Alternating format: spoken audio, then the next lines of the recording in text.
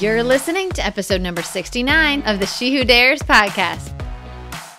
Hey, podcast friends. Welcome back to another episode of the She Who Dares podcast. This is my first solo episode of 2021, which is really, really exciting. And I just wanted to say thank you guys so much for being here through, 60 plus episodes. The podcast is growing every single week. And so if you're new to the podcast, make sure to hit the subscribe button so you never miss out on an episode. Every once in a while, we drop bonus episodes. And the only way to know that those are coming is for you to be subscribed so you get a notification. And I just want to say thank you. Thank you so much. This is literally my favorite thing to do every single week. So today I wanted to sit down and really talk about the 3 pillars of a 6-figure wedding business. Now, if you guys have followed me for any length of time, you know that I am very passionate about defining success on your own. I don't think that you necessarily have to have 6 figures to be successful. I think that success is defined by everyone in a different way. But I also know that there's a lot of people out there who are trying to figure out, how do I take my business from barely making an income or not even being able to pay myself, but I have all these clients, and how do I really hit that 6-figure mark? And then how do I hit the multiple 6-figure mark? And so I really sat down and I thought, I want to really think about the 3 things that have helped me go from solopreneur to 6 figures with a small team to multiple 6 figures with a little bit of a larger team. And so I really wanted to share those today, just those 3 pillars that I really think are so important as you grow your business, as you step into being the CEO of your business, and as you really look to grow and scale in a new way. These are so important.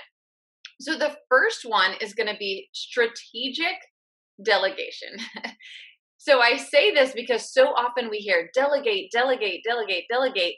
And while I think delegation in itself is challenging for a lot of entrepreneurs, because we think we're the only ones who know how to do something, right? No one can do it as good as me. I don't have time to train someone. I don't know where to find someone. All of these things are the excuses. But what I want you to really think about is not just delegating, but strategically delegating. Because for those of us that have decided, yes, I know I need to hire someone, I know I need to take the time to train them, so often I see entrepreneurs fall into the pit of hiring the wrong people. And I've also fallen into this pit before myself. And that's really how I learned this one. So strategic delegation means really looking for someone that has qualities, not just for what you're looking for today, but that they can grow with your company. Because that's the ideal situation, is that our companies will grow as we take on new clients, as we, build our network. We want our companies to grow. And you really want to have somebody that is excited about your growth, that's excited about your vision, about what you're doing for the industry, what makes you unique, and that will bring things to your team that maybe you don't have. And this is really, really important. I want you guys to hear that. They may have qualities that you don't. You never want to be the smartest person in the room. You never want to be the smartest person on your team. And as an entrepreneur, a lot of times we think, well, it's my business. I'm the owner. I should be the smartest person. But that's actually completely false. I hire people onto my team that have qualities that I may be lacking. So while I can teach people on my team how to be a great wedding planner, that's why I started my business, was because I love planning weddings. I feel like I'm very good at it. But I lack in other areas, such as I absolutely hate anything that has to do with SOPs or writing a training manual or really any kind of like CRM backend. I just want it to work. I don't want to have to figure out how to make it work. And all of those things make my head spin.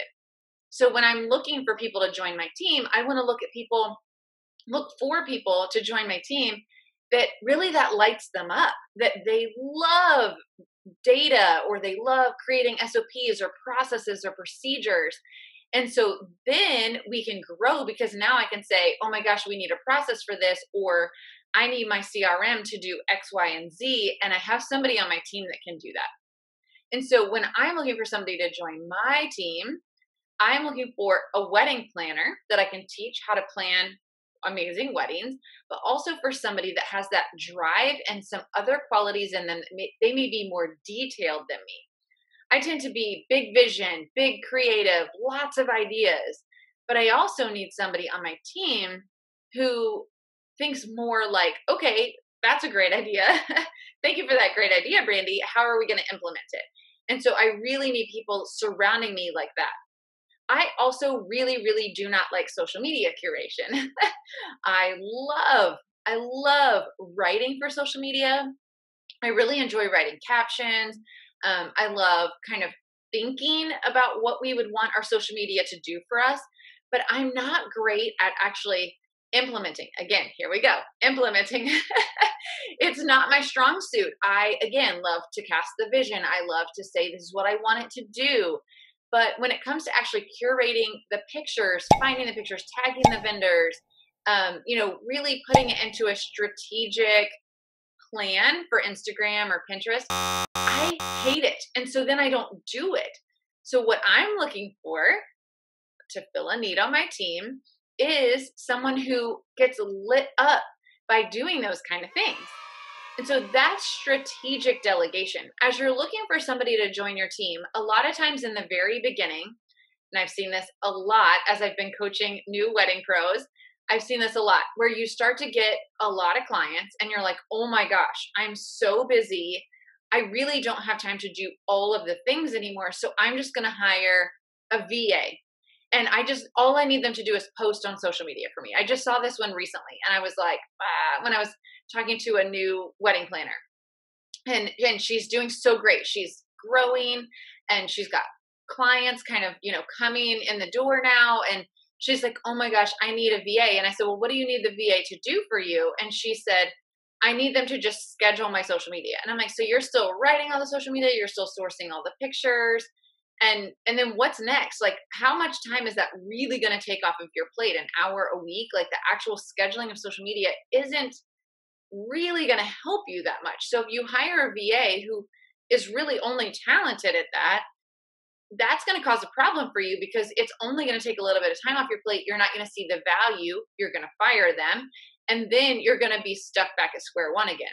So what you really need to maybe look at is, what are all the things that I feel like could be outsourced to someone else? And this, a lot of times, especially for wedding pros, comes in the form of an intern or maybe a student or somebody young in the industry that you can train how to do what you do. So let's say for me as a wedding planner, I may train them how to be a great assistant on weddings because that's easy to train.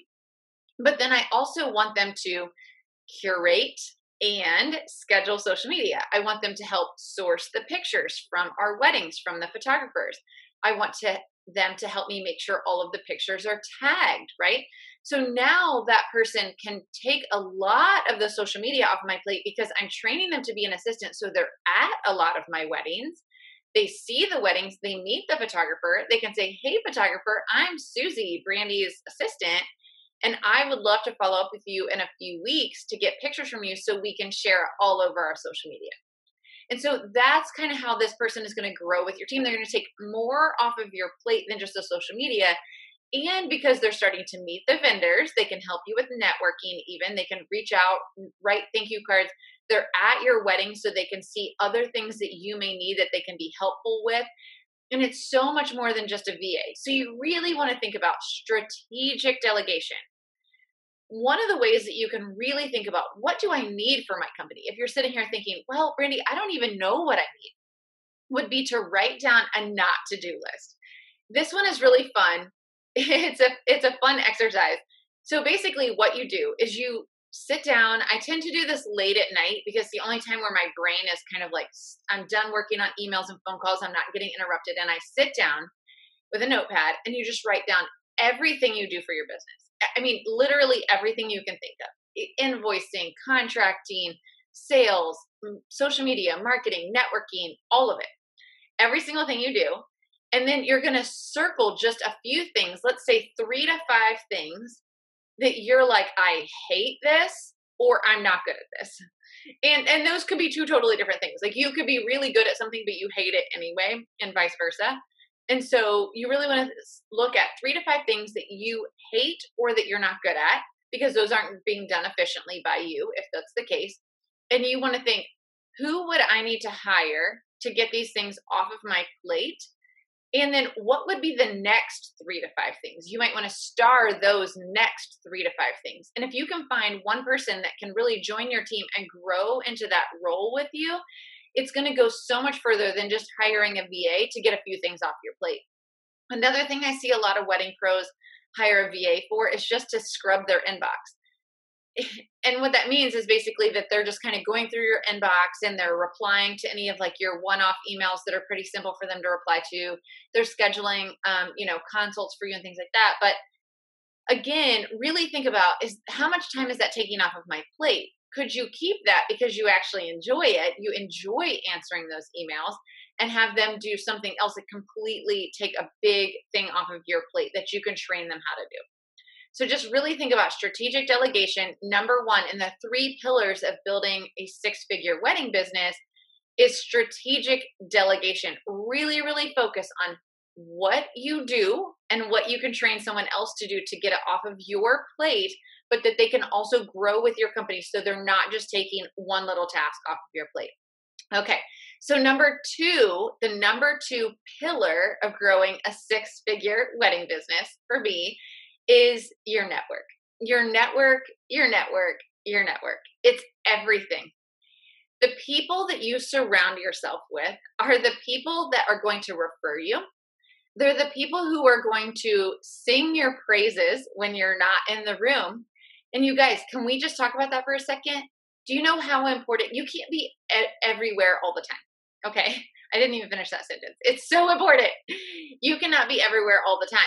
And so it's so important to have a network of people surrounding you that love you, that know your brand, that believe in you, that believe you're unique, that understand your amazingness and sing your praises.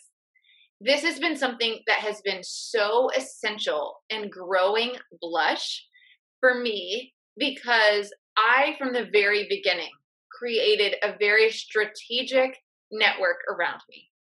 And that was not, to be honest, I didn't think about that right from the beginning. I wasn't like, I need to create this strategic network around me. That's not what I thought.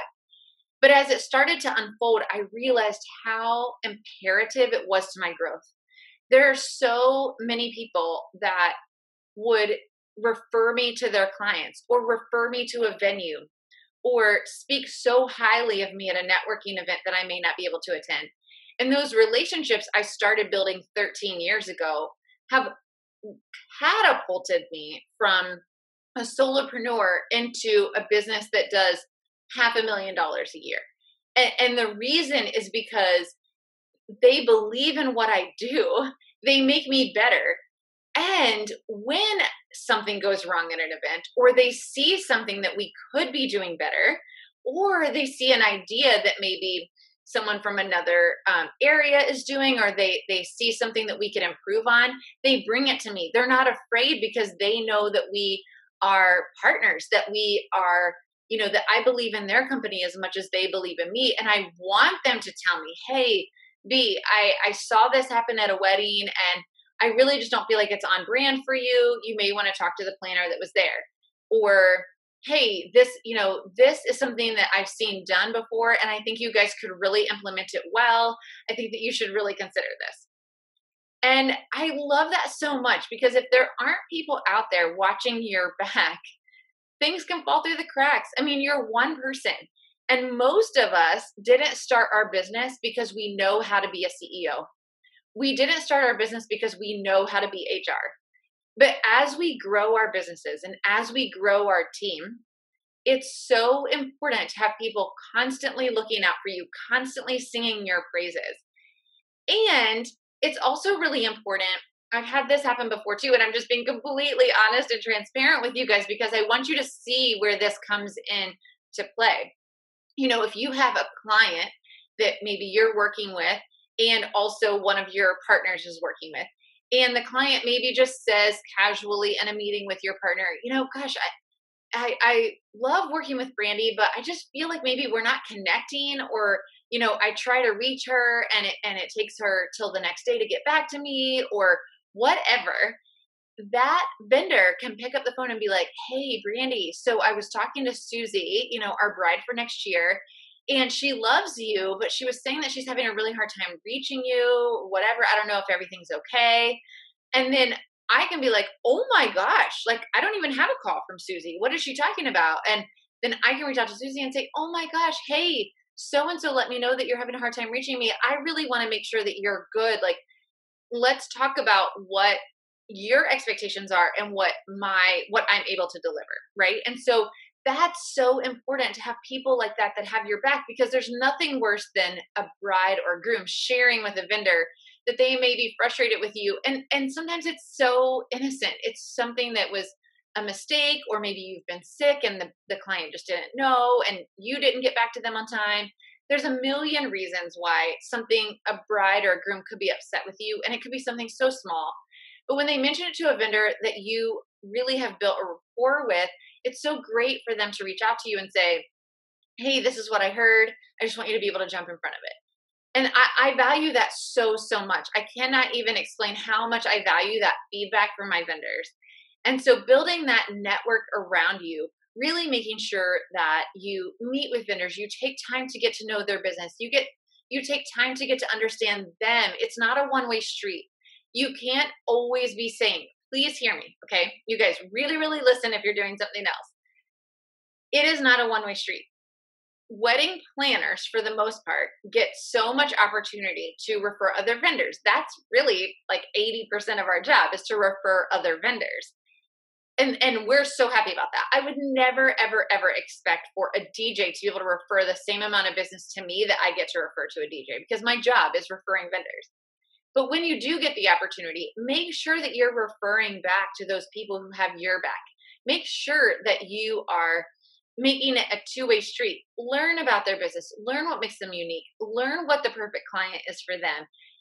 Honestly, do strategic sessions with each other. I love that. I love when I get to sit with a vendor and I'm like, hey, let's just like noodle our businesses together and talk about like what I'm doing that's working and what you're doing that's working. And maybe we can help each other implement some ideas. I think that this is so important. And you can even do this with people that are like you. So like, I'm a wedding planner. I love having partnerships and networking opportunities with other wedding planners, because we just help each other level up. That's what it's all about. It's all about leveling up as an industry. And this is such an important piece. So the number two pillar of building a six-figure wedding business is to build a network. Build your network. Focus on how important that is by surrounding yourself with a great network. Okay, so the number three pillar that I think has been incredibly important in my business is to be amazing at one thing. Oh my gosh, I see this so often as I'm coaching new wedding professionals, and I get it. Like, I totally get it. You come into the industry, you want so badly to quit your 9-to-5. You want so badly to make it a full-time income. And so let's say you get into the industry as a wedding planner, and you've got 2 or 3 clients, and that's great. You feel excited, but then the leads kind of dry up and you're like, I've got to bring in more income. And so then you start offering floral, and then you start offering rentals, and then you start offering a photo booth, and then you start offering venues. You're going to manage venues, and then you start offering God only knows what. I'm going to offer lighting. I'm going to offer DJ. I'm going to do whatever you need. And here's the thing. The problem with that is that then people start to not even understand what you're actually excellent at. What are you known for? What do you want to be known for? What are you amazing at? What are you spending your free time honing your skills in? It's so important to be so laser sharp at the one thing that you provide that makes you unique, that makes you amazing, that makes you better than everyone else providing that same service. And if you end up providing 5, 6, 7 different services, you've got yourself stretched so thin. You're making a tiny bit of money in each of those. And that may end up being six figures. That may end up being like, oh my gosh, I made all this money. But how much money did you put out in buying new things or learning new trades? And now you're not even great at any of them. You're just kind of like mediocre at all of them. Right? And not only that, but now you're completely overwhelmed because you're working six different things, six different businesses, six different offerings, and you're so fried, you're so overwhelmed that you're like, I don't even know if I want any more clients because I'm so tired. And so this is so important. Be amazing at one thing. Another reason this is so important is because going back to number 2 in building your network, this is when you build partnerships, you want to be able to refer other people. So if you're a planner, also doing floral, also doing rentals, also doing photo booth, think about it. You've now cut off all of those opportunities for partnerships with florists and rental companies and photo booth companies because they're not going to refer you as a planner. If, well, one, you're not going to refer them because why would you refer a photo booth company if you have one of your own? Right? Same thing with floral or rentals. Why would you refer someone else if you have your own? And they're not going to refer you because if they refer you as a planner and then you actually end up selling them a photo booth and they just lost a client. So it cuts off so much. It not only creates burnout for you and overwhelm for you, and you cannot become amazingly known for one thing in your industry, but it cuts off all these opportunities for building your network and building strategic partnerships. And I can't say that enough. You guys, as you're starting your business or as you're really trying to scale your business, adding more services is not the way to do it. Now, some of them make sense, right? If you're a DJ and you're offering lighting, that's going to set the mood for your dance floor. So that's an ancillary service that I think totally makes sense to add because you're like, yeah, I need great lighting in the room to really be able to kind of set that mood for everybody to want to get out there and dance. I totally get that. If you're a photographer and you offer video services, I think that works too. It's all film, it's all capturing the memory. I think that there's times that it makes sense.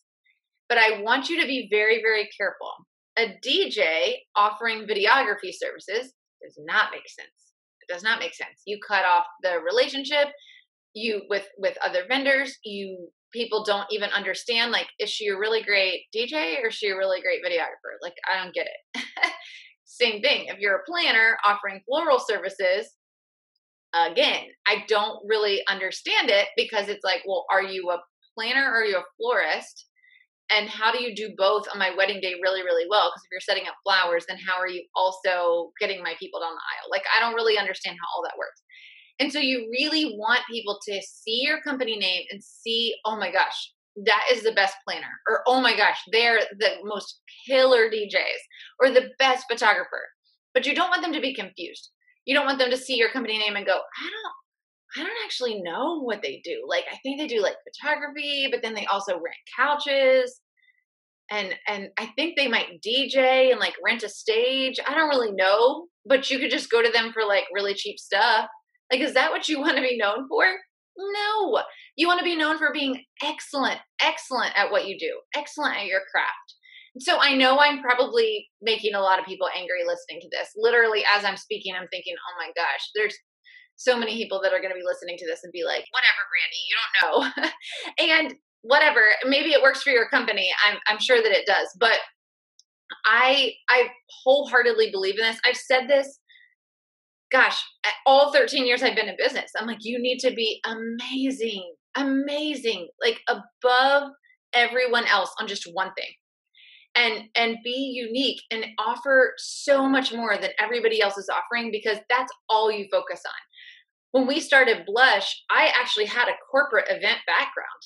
And I really, really wanted to be able to offer weddings and corporate event planning because I was like, I come from corporate events. I know weddings. I really want to do both. But as I sat and thought about it, I thought, gosh, I don't know how I can possibly become excellent at one of them when I'm trying to do both. I don't think I can become like the best at both of them at the same time. And so I really sat down and I had to make a tough choice. And I thought, I'm going to be so excellent at weddings. And to kind of even give you a clearer picture of that, for those of you that aren't familiar with Blush, my wedding planning company, we don't even do social events. We literally only do weddings. We don't do birthday parties or anniversary parties or bat mitzvahs or sweet 16s or anything else. We only do weddings. And that's very strategic and very specific because we wanted to be known as being the top wedding planner in our area. That's it. We wanted to be known for weddings. Now, every once in a while, if we have done someone's wedding, if we have already produced their wedding and they ask us to plan a 50th birthday party, we've done 2 or 3 of those, or a company party, we will do it because they've already been a client and they can understand we already know what we're doing. So just give us a budget and tell us what you want and we're just going to go plan it. But we don't get involved in marketing ourselves to birthday parties, quinceañeras, and no shade if you do. I just feel like the way to grow exponentially, and that's what this episode is about. It's not about how to have a wedding planning business or how to have an event planning business. It's about how to grow exponentially from being a solopreneur to a multiple 6-figure business in the wedding industry. And I believe with all of my heart that to do that, you have to become really well known for one thing, and you have to become excellent at it. You have to become the best at it. And that is how you grow exponentially, really in any industry, but I firmly believe that in the wedding industry. And so just to recap what my 3 pillars are for growing a 6-figure wedding business are, the first one is going to be strategic delegation. So making sure that as you're growing your team and as you're delegating out tasks, you're not just looking for a task person, but that you are looking for somebody that can grow with your company and that is better at the things that you hate or that you're not great at than you are. So don't be the smartest person in the room. Just because you're the owner does not mean you have to be the smartest. Hire smart people around you, okay? Hear that. Hire smart people around you. Okay, so number 2 is to build your network. So important. Make sure that you build the people around you that have your back, that know your company, that know why you're unique, that know why you're amazing. And refer them and they'll refer you. That is number 2. Build your network. Number 3 is to just be amazing at one thing. Pick one thing that you want to just be better than every single other person at. Put all of your focus on that. Really hone your craft. Invest in education. Invest in a business coach. This is so, so important.